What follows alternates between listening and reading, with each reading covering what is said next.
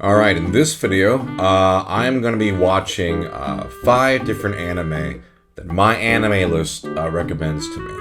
So for those of you who aren't aware, MyAnimeList is a website where you can, catalog what anime you've seen and stuff like that. And it has a feature on its front page where it actually recommends you stuff based on what you've already watched and rated.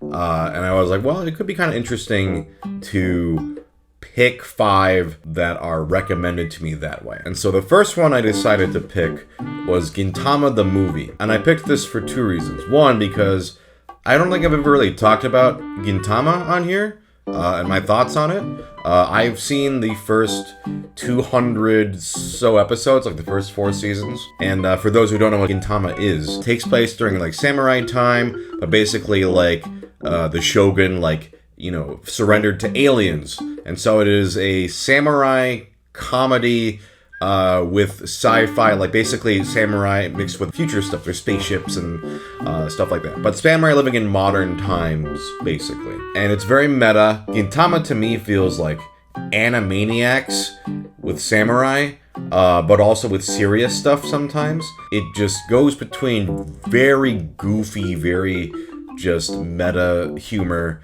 and then every now and then there will be like a serious arc. And I think it actually handles that sort of shift in tone pretty well. It's a very unique show. Overall, I really like the characters in Gintama. I especially love the voice acting. I think the voice acting is very funny. I love Madao, I love Kotaro, Katsura, and Gin himself, he's great. The humor is hit or miss, because I think a lot of jokes just don't land necessarily if you're not Japanese. When it hits, this show's really fucking funny.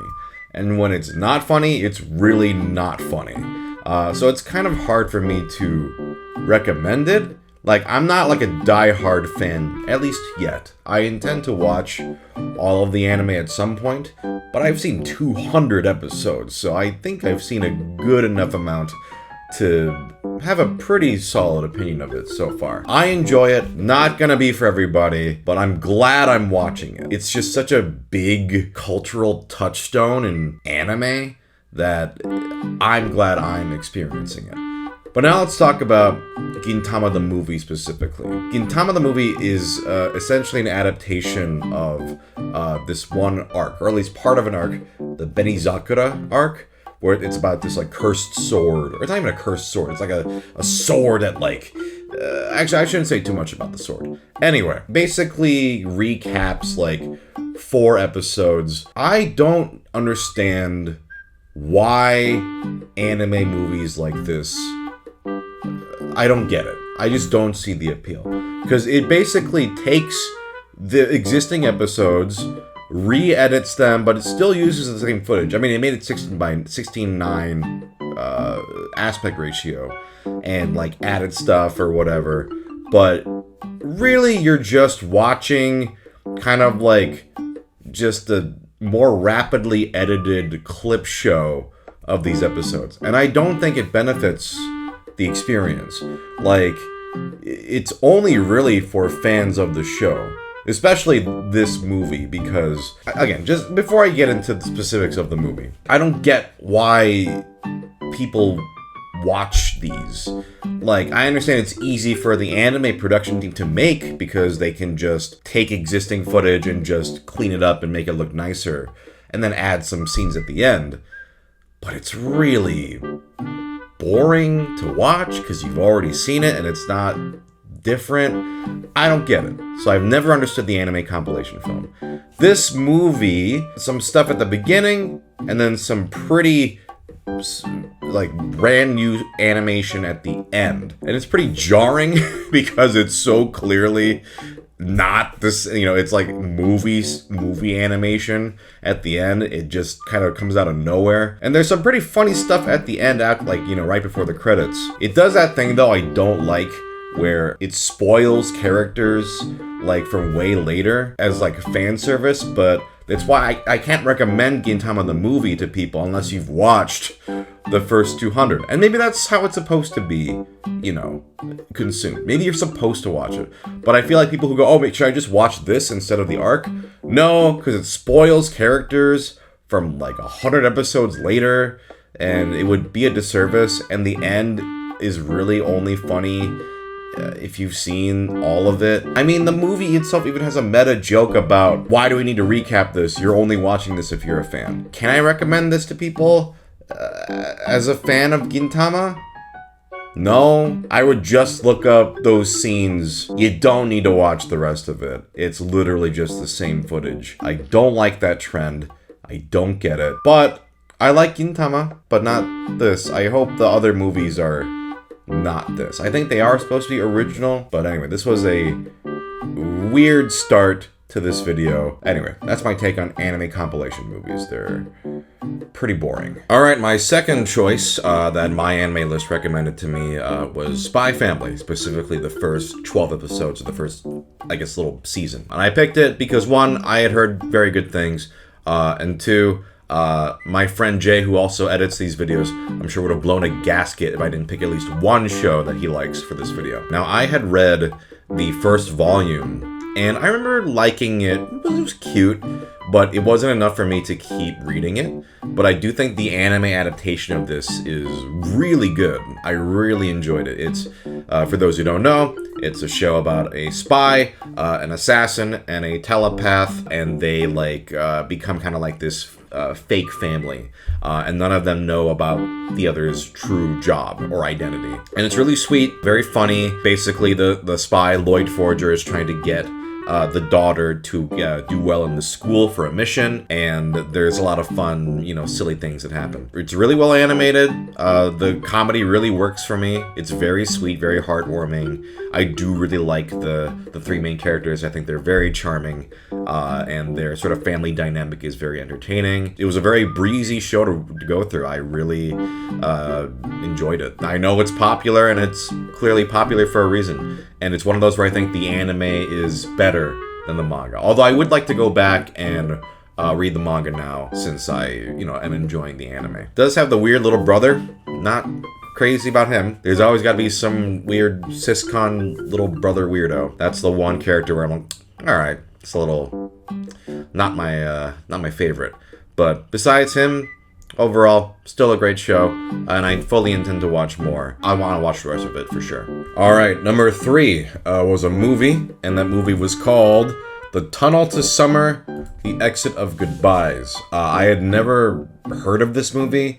I only knew of it just by name, I guess, but I didn't know anything about what it was about. It was interesting. The premise of the movie is basically this high school kid, he discovers this tunnel. Legend says that it'll grant you a wish, and if you go into the tunnel, time passes differently when you're in the tunnel versus out. And he meets this girl, and they sort of figure out the mysteries of the tunnel and how the tunnel, the rules of the tunnel. And honestly, I was into it for most of it. The movie, a lot of it is about trauma, because the main character had a family tragedy that really affected him and his entire family. The girl has a pretty interesting story too, I think. So, sorry, it's 3 in the morning, so I'm just trying to piece my thoughts together on this. It's based off a light novel, and I can tell that stuff was cut. There seemed to be missing pieces. That's always kind of the risks when you adapt something, and this movie was short. It's an hour 20, not even including credits, so it was shorter than that. This could have been a show, I think. A short show, but I really did not care for how it ended. I don't want to spoil the movie, but the ending was not really for me. Unfortunately, it's interesting with endings of movies can sometimes really change how you feel about it. Even though 80% of it I was pretty interested in this. It has a very melancholy, quiet vibe that I liked. I liked the main two characters. Yeah, I kind of wish the pacing was it felt a little rushed, but I still liked the characters' relationship sort of growing, and I thought the performances were good. The animation's really nice, but just that very final act did not do it for me. Can't say I really recommend it. I mean, it has good stuff in it, but it's not really one where I go, oh man, you gotta watch this movie. Endings are tough. Alright, it's the next day, and I finished number 4, but before I go into it, one thing I wanted to say about The Tunnel to Summer is The most interesting part of that movie to me is the time stuff. So for those who have seen Interstellar, there's like some really kind of scary stuff with time in that movie, and the tunnel involves that. And I thought that was like a pretty interesting, that was the most interesting part of the movie to me, was the tunnel and the rules of the tunnel, and then exploring how the tunnel worked. And so I just wanted to say that, like, if you think that kind of stuff is interesting, I think that was pretty cool. And I liked the human sort of dealing with trauma and talking about trauma and things like that. And then the ending was just kind of like, oh, okay. Anyway, speaking of trauma, next I watched Mobile Suit Gundam Thunderbolt. The first 4 episodes, because it's the first part or whatever. I'm not super well versed in Gundam. I've only read the Mobile Suit Gundam The Origin manga, which is the retelling of the original Gundam. I've seen the original Gundam movie trilogy, and I've seen the 8th MS Team, but I haven't seen any other Gundam. And so when this was recommended, I was like, well, it's only 4 episodes. They're 18 minutes long. Yeah, let's I should brush up on more Gundam. And I really liked it a lot. It takes place during the same, I think it's called the 1 Year War. Again, I'm not a Gundam guy. The 1 Year War that Mobile Suit Gundam takes place in. What I always really like about Mobile Suit Gundam, the original, is it's really about how horrible war is. Like, yeah, it's got cool robots, but truly it is just the brutality and the trauma that war inflicts upon people. This show has a really great jazz soundtrack. Jazz is a big part of the show, and it has a very visceral, just brutal art style that I really liked. It's just about 2 guys on both sides that just fucking hate each other and want to kill each other, and just how far they're willing to go. I really should watch more Gundam stuff. Something I've mentioned before about Gundam in the past is I really like how terrifying the Gundam is. Like in the original Gundam, the Zeon guys are like, it's the white devil, it's the, the evil, or, they're just so terrified of it.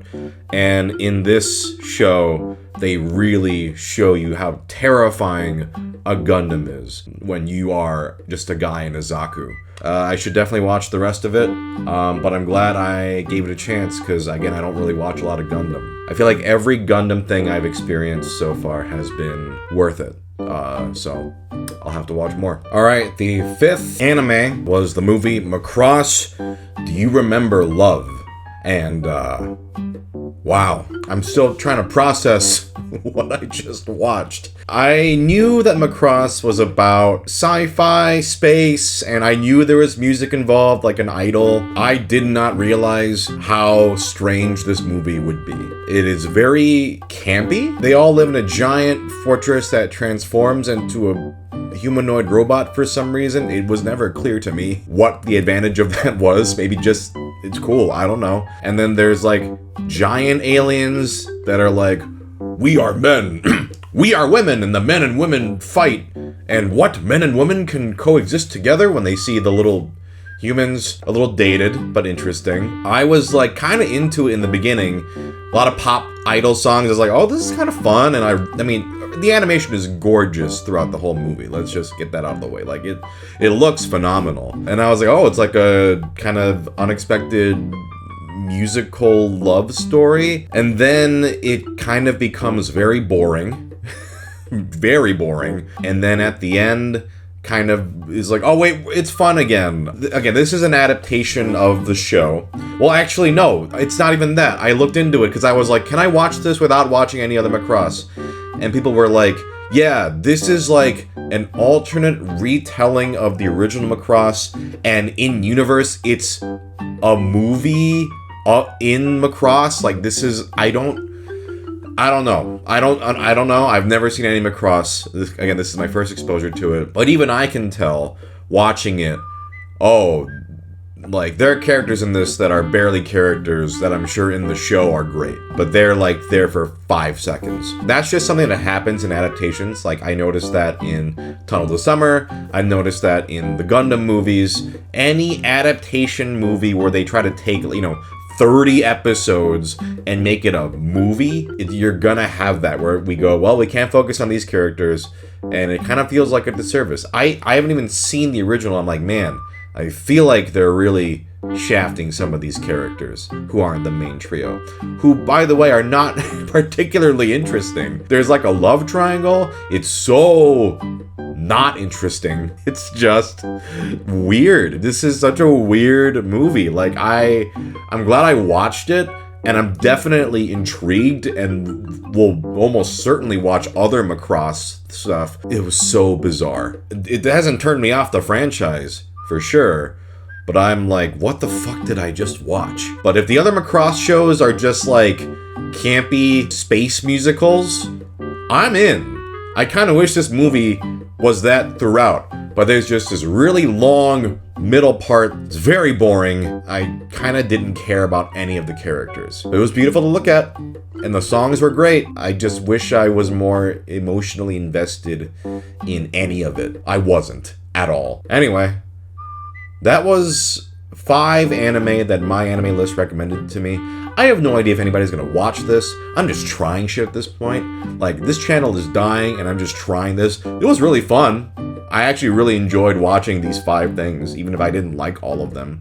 It was just like making me try things. I enjoyed this. If you liked this video, support it. Like it, comment. I mean, you know, like, I would like this to do well, because I would like to do this again. I thought this was a pretty fun experiment. Overall, I'd say Spy Family was definitely the favorite of the 5. But I really liked Mobile Suit Gundam Thunderbolt. And then Macross, I'm glad I experienced it. Tunnel of the Summer, disappointing in the end, but it was interesting. And then Gintama was Gintama. So, yeah. Let me know if you enjoyed this. And if you'd like me to do this again, because I just love anime. Bye.